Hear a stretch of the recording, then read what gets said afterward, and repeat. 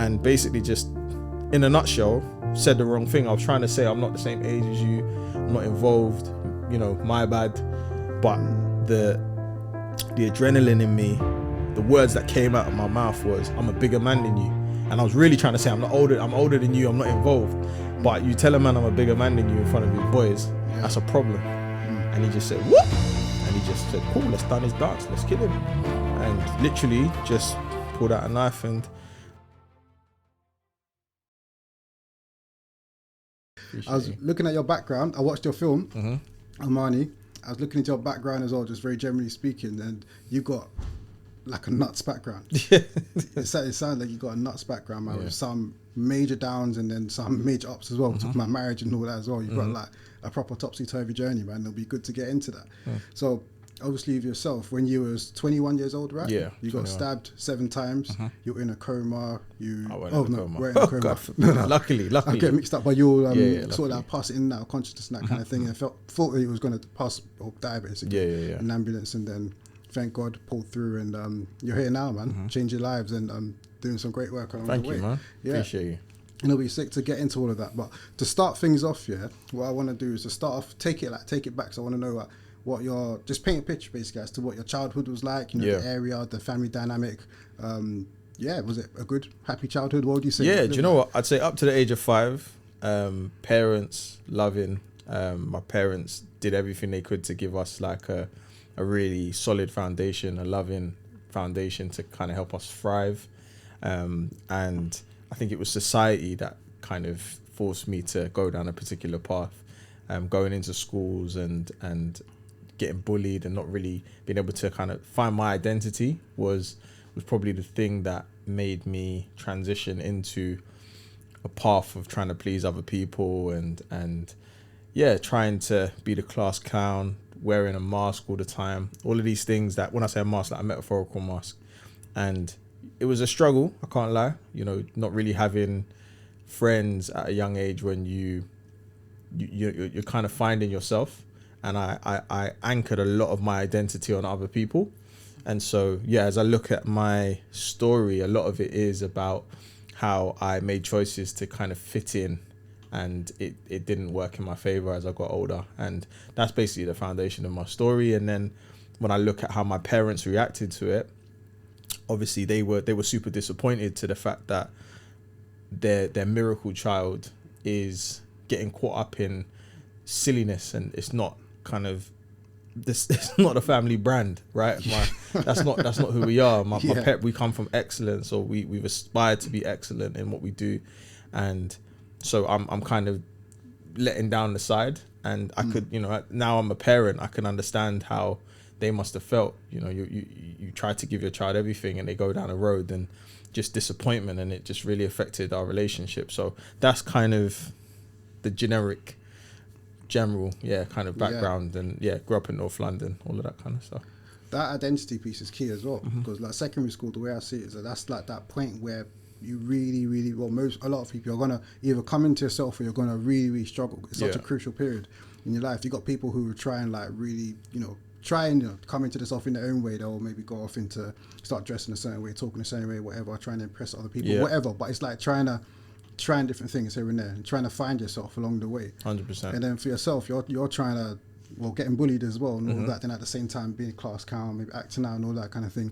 But trying to find yourself, probably have some internal kind of turmoil. You might not even realize you that can't articulate that between 5 and, I mean, even as an adult, sometimes you can't articulate that. That's the things that you're struggling with. You don't even know sometimes. Exactly. Like, until you get older and you look back, you're like, right, okay, like that's what I was going through. But at the time, you didn't know. Maybe no one sort of put the mirror in your face and told you this is what's up. 100%. Maybe if that happened, for me, it was therapy. Therapy has been really helpful in that kind of self-awareness journey that I've been on, because I've made a conscious choice to look at, kind of lift up the lid on certain things and be like, why do I feel like that? Why is this a reoccurring pattern in my life? And it goes back to a lot of those early memories that I had about wanting to be accepted, and even attachment things to my mum. For a long period of time, I was the only child up to about 5, and then my sister was born, and my mum and I had a really close relationship. And so, you can't articulate that as a child. You don't know why you feel that way towards your mum or whatever. But as you look back,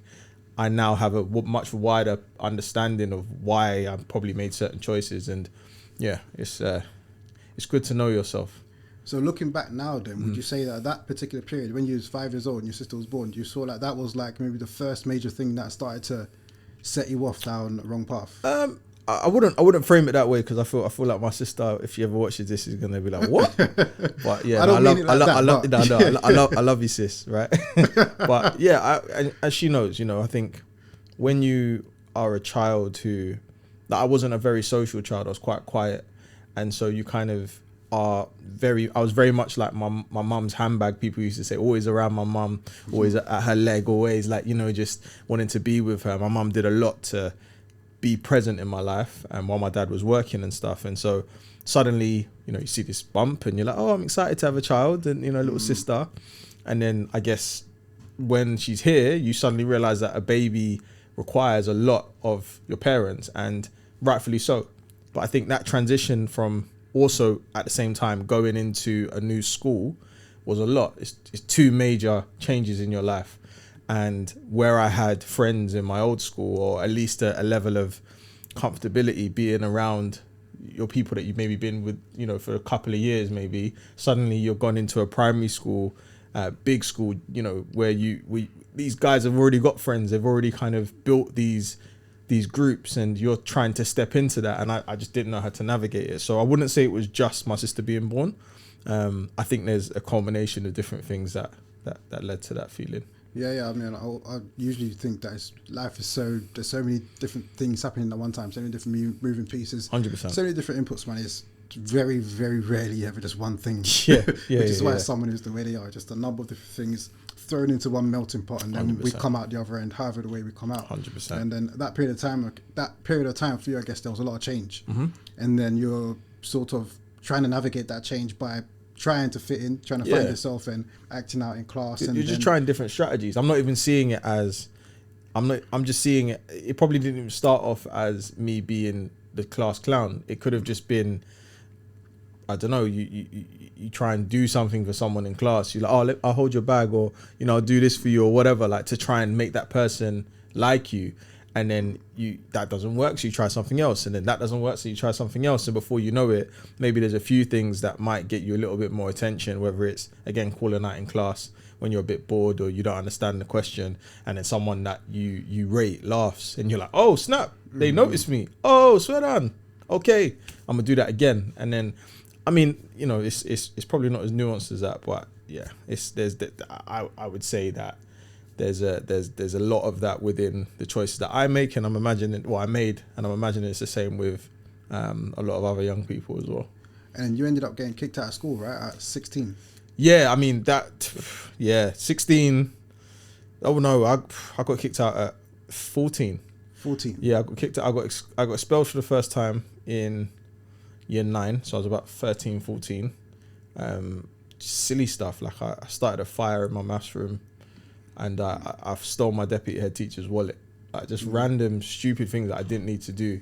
But when I look back, it was about the habits that I'd created leading up to that moment, and I kind of compounded a particular behavior, a particular mindset that basically multiplied into me starting a fire and me stealing this wallet. It wasn't an isolated incident where I just randomly did it. It was a series of small little things that I'd done over a number of months, and then one day I did it and it just blew up in my face, type of thing. So yeah, but you know, and then when I've been expelled from there, I've gone to a pupil referral unit, and in those pupil referral units, you're around a lot of the kind of outcasted kids from other schools. So, and a lot of them will have additional needs, a lot of challenges, be classed as the worst kids in the borough. And so I'm in class with these kids, and I guess the teachers probably saw that I was different, how I presented myself, probably, you know, good morning, miss, you know, like I'm a good kid, right? I'm a good kid that's trying to survive. Not taking away from the other kids. I wouldn't say that they weren't good kids, in you know, everyone's just trying to survive. But they kind of pathwayed me back into the school system, and then similar patterns in the second school, and got expelled or got put on early study leave, which is a covert way of saying that I'm expelling you, but without taking you off the roll. So just before my GCSEs at 16, and kind of put me into a spiral, basically. And then was it around that period of time when you got kicked out of your house? I mean, when I think back to my story, obviously my journey, there's been many points where things have happened. I can think back to when I was 14 and I was out of my house for a little bit, you know, running away from home because of the turbulence in the household, the relationship that I had with my parents, and wanting this street life and this particular lifestyle, and running away and just doing silly stuff. So I would say at 16, it was more that my parents had got to the end of their tether. They tried stuff. They picked me up from, I remember one day I was like sleeping in a phone box. They picked me up from a phone box. I'd stayed at friends' houses. I'd done all this stuff. And then at 16, I was arrested with an imitation firearm outside of my mum's house after trying to bang and break down the door and kick the car. And they were just like, no, this is too much. This is too much. You're bringing all of this stuff to our house. You can't be here. You know, this is too much for any human being to deal with, which I understand. And so I always thought that they'd called the police, but it was actually one of the neighbors. I found out later on, and ended up being arrested. And they asked if I was going to come back home, and they said no. And they put me into like a supported living or kind of care home, where, you know, it's a lot of anger in that place, I'd say. You know, as much as it says care, I think a lot of the young people in there are really hurting from what adults in society have done done to them. So that's where I was. Yeah, and you know, when I'm looking into your story, or just going off your film, basically, it seems as if that was like one of the first major turning points within your life. Would you say that's fair, or do you? Yeah, I'd say after that, I'd say the process of me getting kicked out and then going to care and then getting groomed to county lines and then being in county lines and kind of shot in for a little bit and being completely out of my depth and being okay at this thing. I say okay in a weird sense, but surviving again, and then suddenly realize that I'm out of my depth and having an epiphany where I feel like God spoke to me and gave me a get out of jail free card, basically, and said, look, I know you're not really about this life, so if you do this, like, you're gonna get away. And I did. And yeah, I think that was probably the time where I first took control of my life and said, you know what, I don't want to be this person anymore. And yeah, I'm proud of that first step, because if I hadn't done that first step and I'd maybe not listened to that internal voice, I probably would have been arrested. I probably would have been trapped into a cycle, and it's a downward spiral from there, you know? That county lines thing, when you was doing that, when you was, 16 years old, it was pretty young. What was it like for you? Like that, was you ever there and thinking to yourself, like, this is crazy, I'm not meant to be here? Or were you at that point in time, like, I'm fully in the streets, I'm just going to... Do you know what? I can't ever say that, like, it was a... I'm just wondering what the mindset was like. Do you know what? I think when I look back into that time, it feels very cloudy. I don't think I was making conscious choices. I was on autopilot a lot, and a lot of choices were being made because of influences or because of survival. So I can't really look back and be like, yeah, I made a conscious choice to do that. I mean, with County Lines, someone else had introduced me to someone, and their thing was, do you want to make money? And so I was like, yeah. Of course, like, you don't even think about it. You just want to make money, right? Not realizing what I was being put into. And so when I think back to that environment, I think when you're deep into something, I don't think you are thinking about, man, whether I want to do this or not all the time. I think you're just thinking about survival and not getting caught and being one step ahead of the various different factors. And so I can understand why the man them especially are in spaces where they're trapped a lot of the time, and they're not thinking about their future. They're not thinking about the next week. They're thinking about, man's got to get this thing now. I've got to do this thing now. So I get it. Even though that wasn't my whole experience of life, that period of time I get, because it feels very cloudy. I don't really think about the day-to-day choices why I did it. But yeah, I think when I got to that epiphany point, that's when I really started to kind of pull the wall back and be like, right, like, I'm here and I'm living in this crack house and I'm selling Class A drugs and I'm making all of these risks. I'm taking all these risks, and is this really what you want to do? And then, you know, you suddenly start realizing that this guy that you're working for is talking like the most crud to you. Like he's going to punch you up if you get this thing wrong. And you suddenly, before you're like, oh yeah, cool, bro, no worries. And then suddenly when you kind of pull that wool off your eyes, you're like, right, actually, I don't like the way this guy's talking to me and I'm a bit scared now.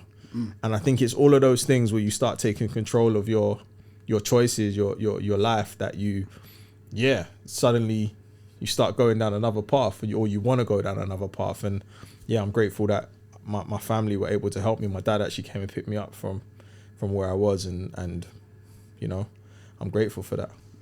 I done this online course some time back, years ago, but it was about driving change basically for social entrepreneurs. And then when you're talking, it got me thinking about, there was a particular quote on one of the modules on there, which was about being on the dance floor and then not necessarily being conscious or aware of what's happening, but then needing to take time to step off the dance floor, get onto the balcony and have a look 100%. at that bird's eye view. 100%. And when you're talking about like when you're there, you're just on autopilot, you pilot, you're just doing it. 100%. It's not like you're really, you know, taking a step back and having a look. 100%. It's only when you had that epiphany moment you kind of step back and think, right, like 100%. I'm actually here. This 100%. Is crazy. 100%, you know? bro. That's a great analogy. 100%. And I feel like that's exactly what it was. Prior to that, you're just not even aware that you're even dancing. You know, you're just here. You're just there. You're just here. Anyone else can see you're dancing and things are happening, but yeah, you're just existing and trying to survive and trying to fit in with everyone else that's doing it. And yeah, as you said, when you kind of step away from that for a moment, even if it's just to get fresh air for a second, metaphorically, right? Yeah, you're able to kind of really look back and be like, oh my gosh, like actually I don't like this song, I don't want to do this is long, I'm tired, whatever it is, you know, when you look at the metaphor. So yeah. And your parents, did your parents know what you're doing? No, they didn't. You know, I'd gone missing from the care home, so at that time my parents and we weren't really speaking. There was conversation. No, I don't think we were actually speaking at the time. I think we were speaking through other people. Actually, no, tell a lie. Maybe I'd gone to see them a couple of times while I was there, but they had no idea that I was there, and we didn't have that much of a relationship where they were, oh, where are you today, son? It wasn't that type of thing. So I was going away for days on end and coming back, and the care home at the time, I always look back and say I don't know what their policies were, because no one really flagged and was like, oh, like, where's this kid? There was no one that said, oh, you know, I think actually maybe towards the end of it, they said, if you keep going away, you won't get your supported living house at 18 or whatever. But generally, I was able to just go and no one really knew where I was. So that was the first time where I kind of called my dad and just said, look, Dad, I'm selling drugs. I'm in this area. I'm scared. Can you come and get me? And my dad came and picked me up after work. What was the reaction from your dad when he come to see you that time? What was that moment like? I mean, my dad's picked me up from treacherous places in my life, and whether it's police stations or, yeah, we've had moments, right? But I think that moment is probably he's something that he said to me all the time, where you're kind of trying to get your child to see the future and see the kind of consequences of their actions. But this is the first time I heard it. I think all the other times it's in one ear and coming out the other. You're like, oh, what do you know? But this time is because I wanted to come home. I wanted a lifeline. I heard him, and his reaction was very much like, son, you've got so much potential, and you're wasting your time, like you're wasting your energy doing all this stuff. Like if you're coming home, we have to do something different. You know, my parents are Christian, born again Christians, and so I know they prayed about it, and I know that they sought wisdom on bringing me back into the home. And that level of forgiveness, as I said, now as a parent myself, like I can really respect it even more than just it happening to me. Like, because I don't know what I would do. Of course I'd forgive, but with the series of events that preceded that, that's a lot. You know, it's a lot to bring someone back into that. But yeah, they gave me another chance, and yeah, super grateful. I always find it proper cool and amazing when I see people that have done like full on 360s, like full on. There's a guy I went to 360 or 180. 360, 180. I always say 360 as well. And then someone corrected me and was like, you know, 360 means you've gone back the same way, right? Full on 180. Like I come across people like that every once in a while. There's a guy I went to school with, and he was like fully on the road. Like he got kicked out of 3 different schools, and I don't think he even finished school. I didn't see him for years. And I remember bumping into him one time randomly in the street. He was like, "Hi, Tevin, how you doing?" I'm like, "What?" Yeah, I'm like a multi-millionaire now or something. Who's this, bro? Who's this? Trust Like, I me. remember asking him, like, what happened? About like, I don't know. He didn't really give me like the full. I don't think he maybe didn't want to open up or whatever. He just said, like, I just realized that this ain't for me. Yeah. And he went, learned how to code, and now he's working in the city. And I'm like, that's There you crazy. go. When I see them full on 180s, I'm like, that's always so crazy. There you go. And then with you, you've done like, you're like in a trap house here, and then you've done a 180. Your dad comes to pick you up, and then you go away, go home. Did you have GCSEs at the time? Not really. Like I'd done them, but I'd left. I'd walked out of like my business exam. I think the highest grade I got was a D. So you in didn't really, GCSE. so I wasn't really. So you didn't have like A to C's or No, anything like that. but I'm smart, but I just wasn't. I never applied myself in school. When you take it away, then you come home and then you start like that process of transforming your life, and you start a business. But I think it's so in the film, and this is where creative license comes in. That time between me coming back to London and the time where you see me being an estate agent is technically between 16 and 21. So from 16, I'll fill in the gap for you. So 16, I came back, I moved back home, and my dad said, you got to do something. And at the time we had Connections. So for those that don't know what Connections was, it was like a high street shop where you could walk in. It was like job advice, education advice. They kind of pathway young people. Yeah. And so I walked into the shop in Enfield town, and basically said, I'm here, what can I do? And they said, oh, you like, what do you like? I said, I like music. And they put me on a music and events management course in Walthamstow. So I was out of the ends that I kind of knew I was going to another area. I went there and I met a mentor, a black man who basically saw my potential and gave me an opportunity to start again. I'd never, all my teachers prior to that, my reputation had gone before me. And one of the biggest things that I took away from him is that he said, I don't care what anyone else has said about you prior to today. I'm only going to take you on who you want to be from today going forward. And that was the fresh start that I needed. And so I continued on that journey of just feeling proud of myself and feeling that self-belief and starting to network and getting opportunities and being given leadership roles in the college and getting scouted to go to another college. And it was just win after win after win after win, considering that my whole life before that had been L after L, loss, disappointment, etc. And then, I'd say about 17, 18, I was at a college and I started working. And then I was like, well, everything I've learned at college, I'm going to try and put that into like a business. So I started an events company, and that events company I started with some close friends of mine, and we were doing under 18 parties and as I used to call them, big people raves. So, where you're doing your reggae and your lovers rock and stuff. We used to love doing that stuff. We used to just bring people together. Big people music, man. Do you know what I'm saying? That's my mama stuff. You know what I mean? 50 plus. Yeah. We just loved entertaining and bringing people together. And I did that for a few years. Met my girlfriend at the time, who's now my wife, about 18. And just was doing all right, man. Can't complain. And then between 18 and about 21, I was doing that. And then 21, one night I went out and I remember saying to my little sister, look, sis, I'm coming back. I was just about to buy Mayfair or Monopoly or something like that. And I was like, hold my space or don't do no deals. Went down the road to promote an event I had and ended up getting stabbed. Yeah, that's crazy, man. So, that's crazy. Before we get into that, so that period of between 16, so you got stabbed at 21. So between 16 and 21, you got your events business. You're doing the property stuff at the same time. I didn't know. I started that at 21. Yeah. Okay, so you're doing your events business and colleges here and there, and like basically doing your thing over a period of time. And that, when I talk about it being amazing and quite like it's proper sick when I see people doing that kind of thing, because and that even over that period of time as well, it takes a lot of work and a lot of hard work. Yeah. 100%. And it's a lot easier to just go back to what you know. It's a million times easier. Just go and you see it. You probably know people that's happened to you. It happens all the time. You see all it the time. Bro. You know what I'm saying? It's just way easier just to go back to what you know, as opposed to like having to now grind. Like, what kept you like? Why did you keep going? What was driving you in that period of time? And there must have been that like in the back of your head. Maybe even people calling your phone like, "Yo, let's head back up. Let's go and do." Do you know what? Not really. Like, I think because I was never really on the roads. The roads never like embraced me. It wasn't like I was getting sucked into this thing, and I was so entrenched that I could never leave because I owed this person money. I was part of a gang. It was never that. I was always like, hey guys, can you accept me? Can you let me be on the roads? Yeah. You know, which I think is where a lot of people are, you know, where they just, like, I just want to hang around with you guys. Like, so once I stopped trying to do that, these men are not calling me, and not in a bad way, but I'm just not, these men are so entrenched that I'm just doing my thing. Yeah. It's like, you know, the kid in school where you're like, that guy's really good at football.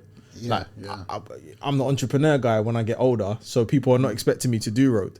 They're just like, oh bro, like you do events, like we're on the road thing and whatever, but that's your, do you know what I mean? That's your thing. So I wouldn't say that it was people calling me. I would say like the driving force was I started to really understand the power of my mind and power of personal development, I think. So I started to read books like Think and Grow Rich, Rich Dad, Poor Dad, The Secret, Richest Man in Babylon, all of these books that I guess open my mind to the power of what you attract, to a certain extent manifestation. I don't get too deep into manifestation, but elements of that, right? And kind of putting things out there and having vision boards and having goals and stuff like that. And so, yeah, those are the things that I guess once you set yourself a goal, what starts to happen is that you start betting on yourself, and that becomes your driving force because you've got something you're working towards.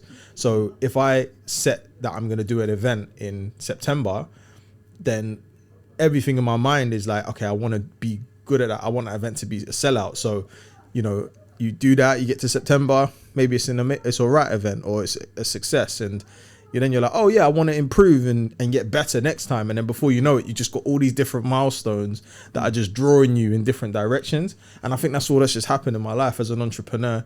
You set things into the future, and you kind of you try and work out how to get to that thing, this thing that feels so big and expansive and scary. And you just say, yeah, no, boom, like, I believe I can do that. And so I think once I started to taste that and started to see success, there's nothing in the world that is going to draw me away from that, because you know, that feeling of pride, that feeling of accomplishment, you don't get that when you're scared. Yeah. Do you get what I'm saying? Like, you don't get that on the roads. It's like, not me anyway. Maybe some people get that, but I don't get that from the road. Yeah. All right, let's talk about that night when you got stabbed now. So you said you was playing, you was with your sister playing. Yeah, I was playing Monopoly. I think my cousin was over from America. Yeah, so it was just a normal night. We were just promoting. I had an event, had some flyers that I was going to go and promote in my local area. And so, yeah, just I was driving my dad's Volvo, and trigger warning for anyone listening, because obviously, you know, I'm going to talk about getting stabbed. But yeah, I was driving my dad's Volvo, and I went out to this nightclub, and, you know, driving a Volvo kind of big back car, red Butters car, like it's just not even like the nicest. It's just kind of car you park around the corner. Literally, and that's what I did. I parked it 4 roads away from the club and bopped over and whatever I was wearing, right? And just any other night I'd done it 1,000 times, you know, promoting. But this one night, someone I know, their bike had been stolen from outside the club. It was like a motorbike, which, you know, I know the person's like a family friend of mine, and so I think that probably is what drew me in a little bit more. And it drew me in because I was very much like invested in trying to see him get his bike back, and then kind of just ended up getting sucked into this movement of, yo, we're gonna go and find these youths. And instead of me being like, no, whoa, like, and having the self control and the self discipline to be like, that's got nothing to do with me, my bro, I hope you find it. And even the maturity to be like, yo, like, I think we should call the police because they actually have the resources. Like, what are you going to do when you find the youths? I didn't even think about it. Yeah. And so instead I just went back to 16-year-old or even younger Amani and just, come, let's go find these youths. So I've gone now down this road where I've parked my car, and I've heard the bike come flying down the main road, and it's crashed, it's skidded. 2 boys have jumped off, one's jumped on my road, another one's ran off another way. And again, because I'm already committed, I've just ran out onto the high road and just shouted at this group of boys that were standing in the same place where my boys were, or the guys that I knew were, and ran back to the car on some, yo, where's this youth, trying to find him. And as I've turned around, I've seen that I've called the wrong youth. So I've shouted, hey, you man, he's down here. And they're like, what? I've come 3 easy pickings, one guy on his own, There's about 20 of them, and I've just frozen, and basically just, in a nutshell, said the wrong thing. I was trying to say I'm not the same age as you, I'm not involved, you know, my bad. But the adrenaline in me, the words that came out of my mouth was, I'm a bigger man than you. And I was really trying to say, I'm older than you, I'm not involved. But you tell a man I'm a bigger man than you in front of his boys, that's a problem. And he just said, what? And he just said, cool, let's done his dance, let's kill him. And literally just pulled out a knife. And I always say now, I think me getting rushed, I got rushed a lot in secondary school, fighting and, you know, defending yourself, testosterone and that. And so I think all of those things prepared me for that moment. Literally, I'm a firm believer in God. I don't believe that these things happen by mistake. And all of the little things that happened prior to that moment allowed me to survive. And so me getting stabbed, instead of me going, oh my gosh, I've been stabbed or I've been punched or whatever, I went into literally my body went into fight mode. And it was like survival. And I remember freezing for a moment when I kind of felt the knife in my hand, and then like just remember hearing my brain saying run, and waking myself up. And yeah, just making very conscious choices not to run away from them. I actually ran through the crowd, which is like, why would you run through the crowd? But I knew that subconsciously running through the crowd would mean that I got to the high street. And so instead of running up this long road, which I now know would have been a dead end and I probably wouldn't be here, the fight in me, maybe dodge through the crowd and get closer to the high road. And yeah, you know, it was just a fight for survival, man. And, you know, getting stabbed is very long. It's very, very, very long. I didn't feel it at the time, but that night, I think when everything had kind of died down and the guys had run off, and obviously there's lots of context that there's no point even going into right now because of time, but and also when I make the movie, the proper thing, I don't want to, you know, I want to surprise the audience, you get what I'm saying? But yeah, there's so many different things that night, and I feel very blessed to be here. Small little choices that were made, small conversations that I had. I will tell you this thing, there was a bouncer that I was talking to outside the club, and he knew a family friend of mine because he also was a bouncer. So I was like, oh yeah, you know this person, and it kind of opened up a conversation. And so when he saw me getting stabbed, normally I'm like half down the road from where he is, right? He's not involved, he's not interested, called the police, but he saw my jacket and so ran over and scared the boys off. Little small things like that. And so yeah, after that they called my mum, and she came down. My dad came. And my mum, again, as I said, is a Christian, so she was praying hard for me, praying hard that I didn't die. And yeah, just I remember feeling really heavy and getting into the ambulance and just being in this space where it's like when you're tired and you feel like you're not gonna make, like, you know, you're watching a show on TV and you're missing bits. And I just remember as I was driving to the hospital feeling really tired, and I remember just praying and saying, God, if you're real, I don't want to die. Give me another chance, and if you do, I'll live for you, and I'll steer young people away from darkness. And I always say this, no word of a lie. I literally had like this rush of like a shock in my foot, and kind of like this adrenaline rush, and yeah, man, I was saved. And that is mad. That's a mad story, man. And a couple things. So when you talk about when you got stabbed, you say you didn't feel it, right? Imagine I got a friend one of my good friends actually. He got stabbed 10 years, just over 10 years ago actually. He was at a party actually, and they got into a fight with some other guys. He got stabbed. He said he didn't know as well. He just found out afterwards because someone told him, like, you're bleeding. Yeah. He was like, oh snap! He looked down and he got stabbed. He didn't even know. And it's only then he went into shock and the pain was mad and that kind of thing. It's the adrenaline. It's all of those things. Like, it felt like getting punched. And don't get me wrong, I saw the knives. Like the first time I saw the knife, I knew I'd been stabbed in my hand, but I didn't. When they said, "Oh, you're bleeding under here, or you're bleeding here," I was like, "What?" Because you're just fighting. You're not even caring about all of that. And so, yeah, man, like I can, definitely. And it must have been nuts. I've been in hospitals. I've been in hospitals a couple of times myself. I had one near-death experience, and I remember when that happened to me, I was scared. Like, I was by myself for a bit. I was with one of my friends, and before my family come, it was time back, and I was scared, like proper scared, because I didn't know if I was gonna die basically, and I was shook. And I remember going into what's that machine? The scan. Yeah, the MRI scan. Yeah, I went into the MRI thing, I remember I started crying, bro. Yeah, man. And it was like me and just the guy, and I could tell that the guy was uncomfortable. Yeah. He was like, you'll be okay. He didn't even want to touch me, man. He was standing on the other side of the room like, It's great to be able to laugh at these things now, innit? Yeah, trust me. It's good to be able to look back. At the time, Yeah. I remember I was scared, Trust man. me. Scared, and I didn't know what was happening as well. Just like, because it was a surprise for me. I was just in shock. I didn't know what was up. Yeah. And then for you, like, you're covered in blood. Like, you know what's up. It must have been like a scary time. Yeah. Bro. Do you know what? I feel like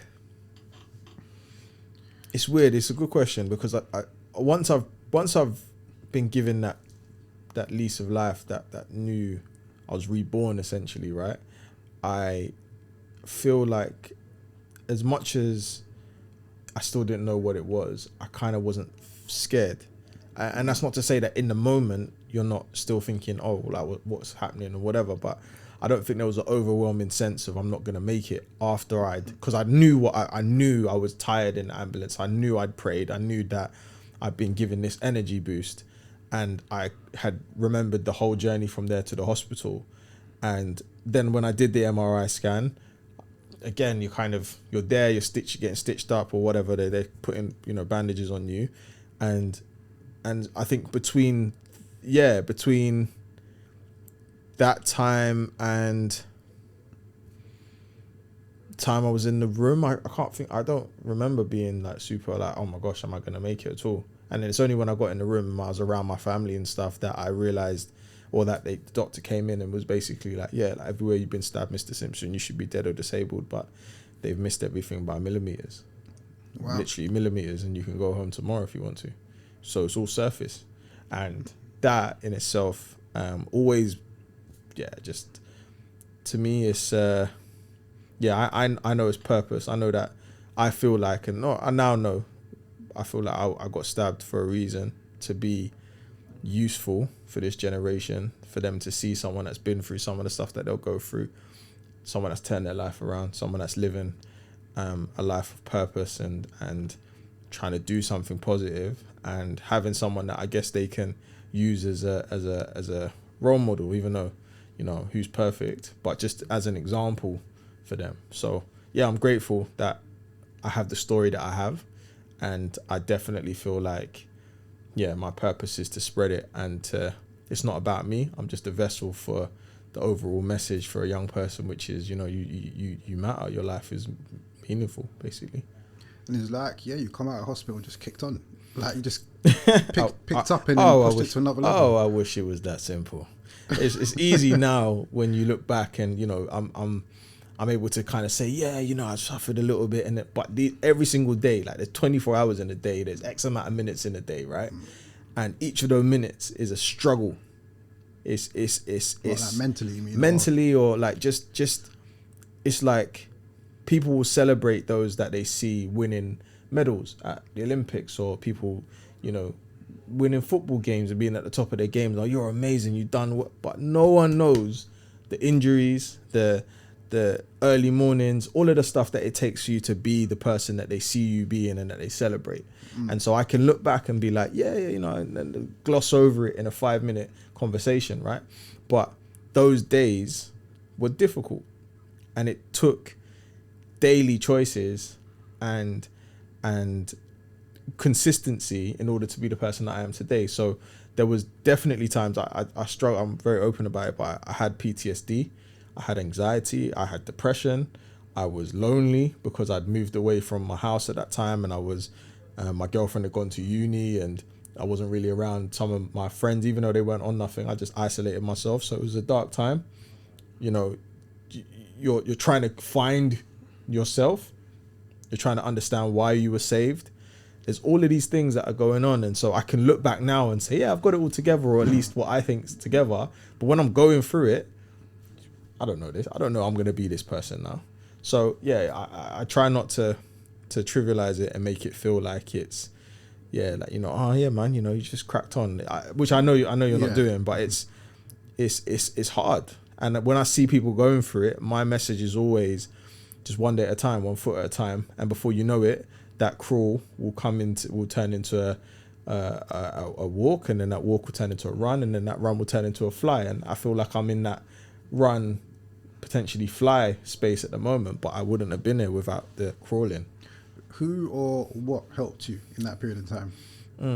Faith was very important for me at that time, because I really unpicked what I believed. I unpicked it. I grown up in church, and that was default setting. Like, you know, just going to church on Sunday. You know, you do the basic stuff that you do when you grown up in a Christian household or any religious household. But then I had to unpick, why do I believe this thing? Why am I going to follow this particular belief system, this particular religion, whatever? Do I even like the concept of religion? Not really, I don't. So then it was about, okay, let me try and develop relationship. Let me try and understand and question things so that I can really stand on why I believe something. And so that was really important.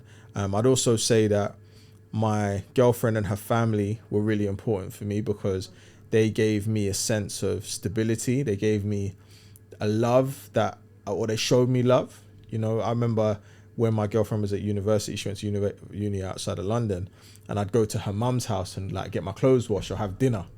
And, you know, those things you can't take for granted. I'm her boyfriend. Like, you know, that's not, I'm not her husband. I'm not, you know, her mum took me in and gave me love, right? And so, and this was at a time when me and my mum and my dad weren't really speaking. And also my little sister was someone that kind of bridged that gap between me and my family. And so she chose to still love me. Not that my parents didn't love me, but she chose to actively come and see how I was doing. She chose not to listen to or kind of see me for the mistakes that I'd made and the character that I'd been portraying for the years. And she chose to come and find me where I was. And we used to go cinema together. And then when I drop her home, she'd be like, oh yeah, mum and dad said hi. And I'm like, oh yeah, cool, and drive off or whatever.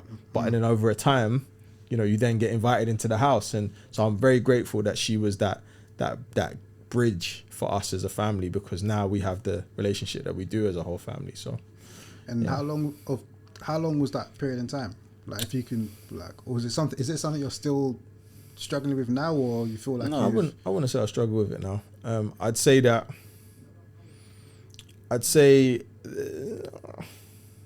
I got stabbed July 2011. I'd say I got baptized in 2014.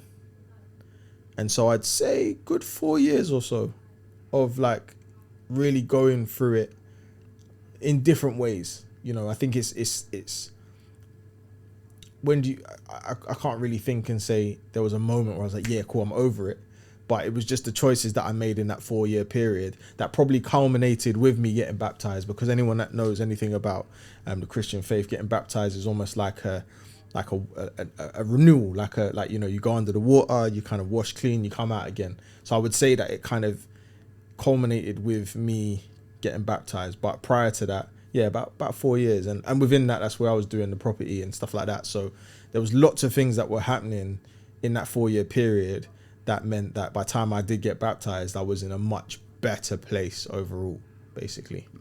But I guess with these kind of things, it's obviously not like a linear path where it's like, okay, from 2011 up until 2014, you said, right, you got baptized. So from then 11 to 14 is just like going like that straight up. It's like you're probably like up, down, back, forward. It's like just a big 100%. Over time, it's sort of trending 100%.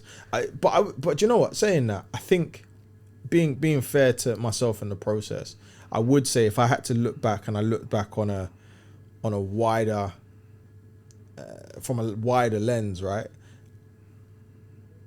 I'd say it was, as you've kind of plotted it, it was straight up, because even if there were little dips, it wasn't major dips. It wasn't. I mean, there are some people that, you know, when you go through something, you completely have months where you're just. But I think because I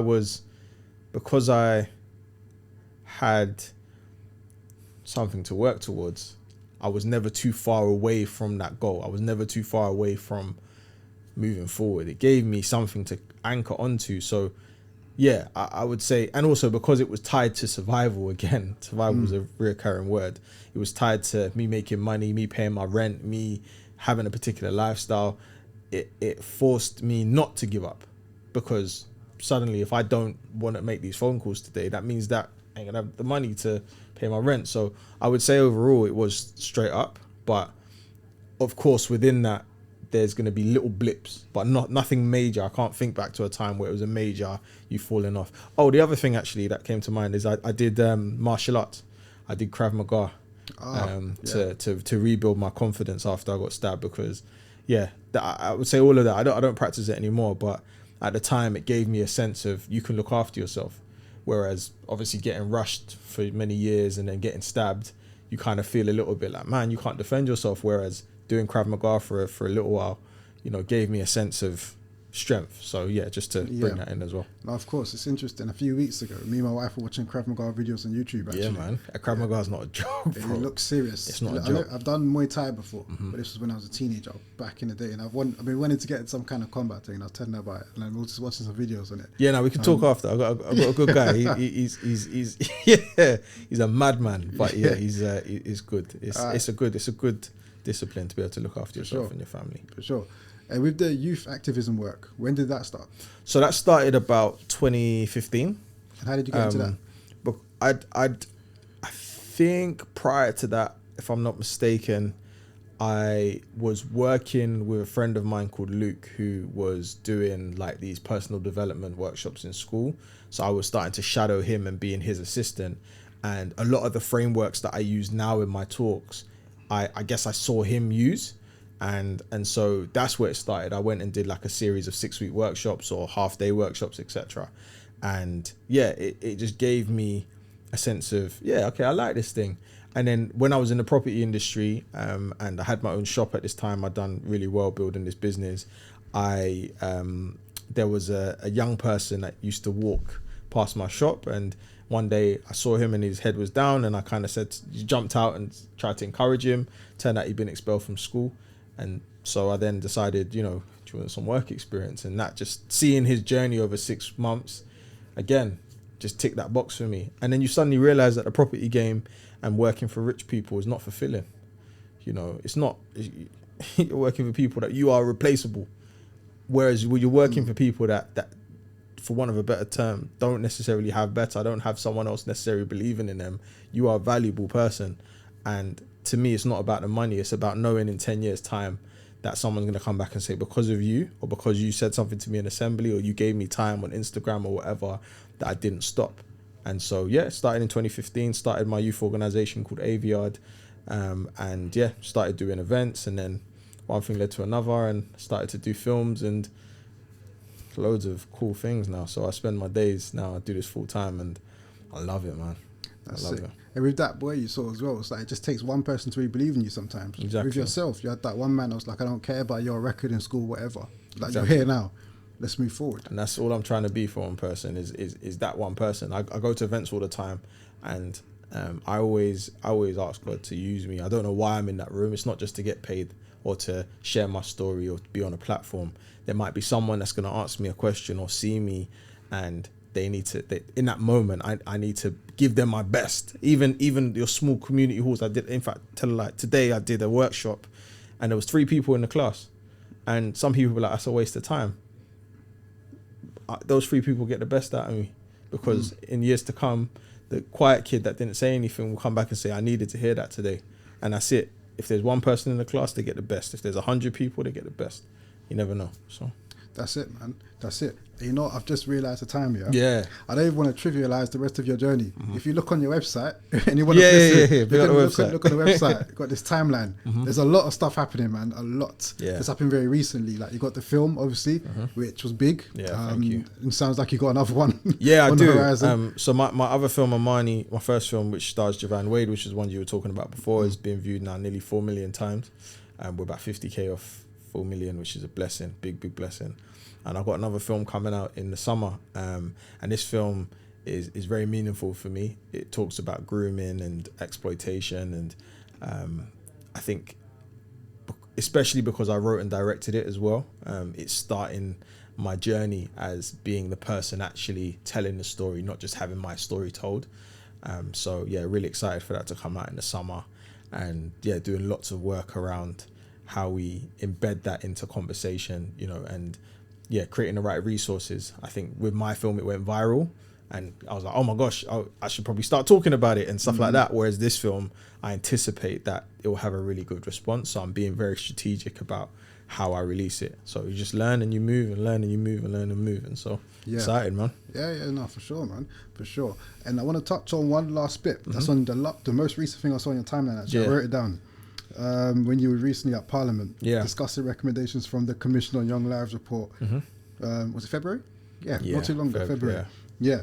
What's that report about, and what were the recommendations you're talking about? Yeah, so the Commission on Young Lives report is a report that is, it's been cultivated by the former Children's Commissioner for England, Anne Longfield, and a series of experts, which I'm one of the expert panel.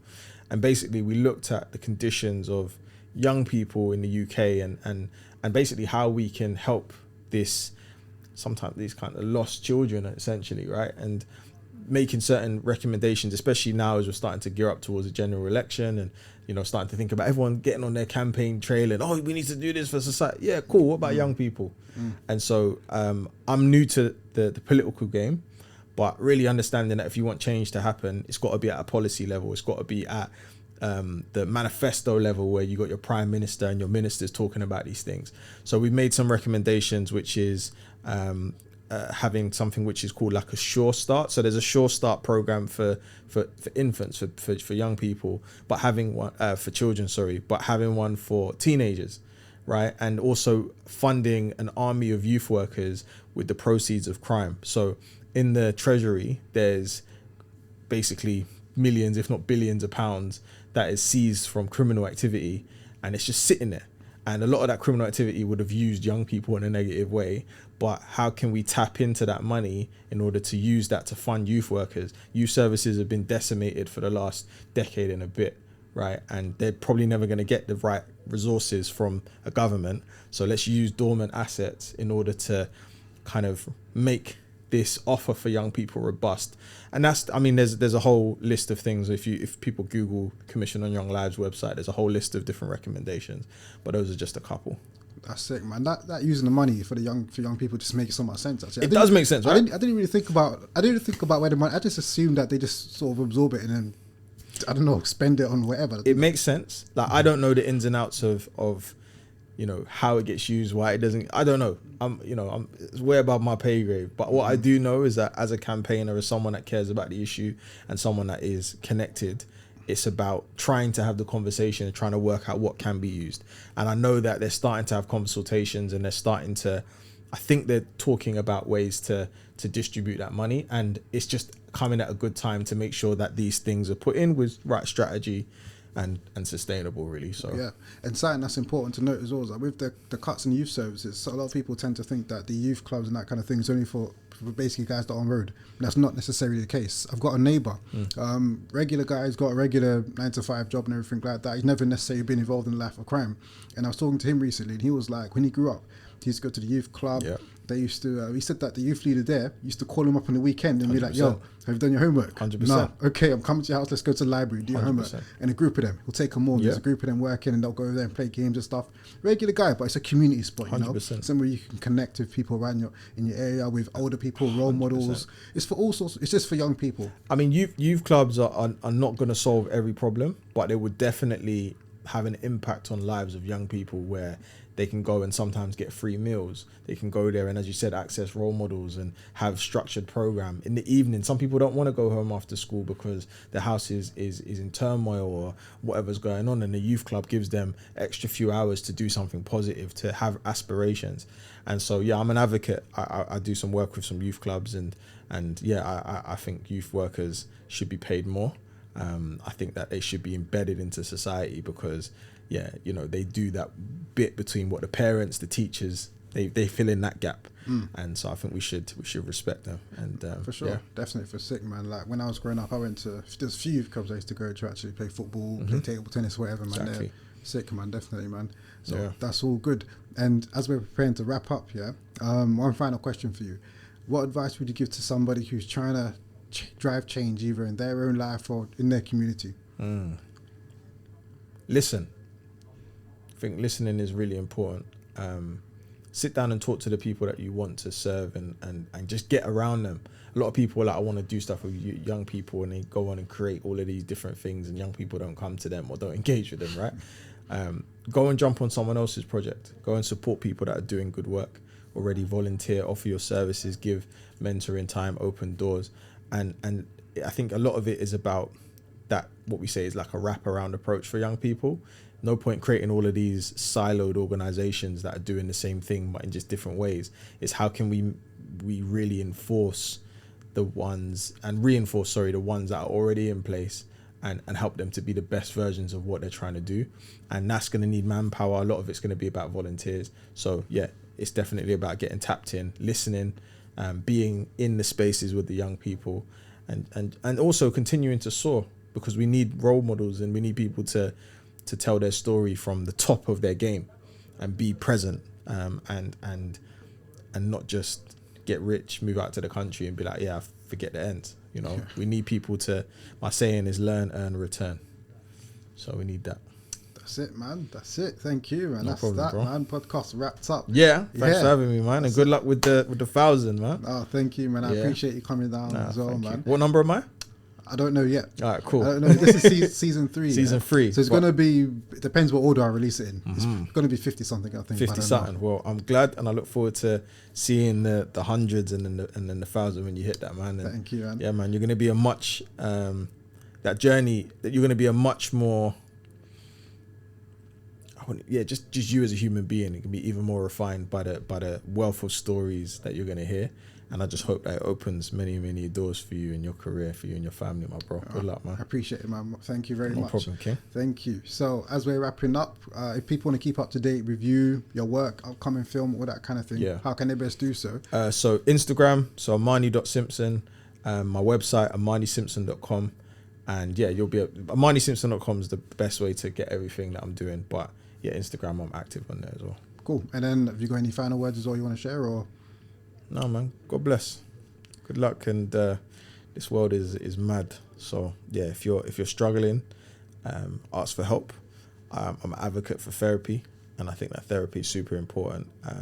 There's different types of therapy, not just talking therapy, but yeah, ask for help. Don't suffer in silence, because there's a lot of people in the world that would love to just sit down and reason with you, even if it's not necessarily within your immediate circle. So yeah, just try and keep your head up, try and keep going. And I hope I've said something today to inspire you. Cool. That's that, man. Once again, much appreciated. Thank you for coming down.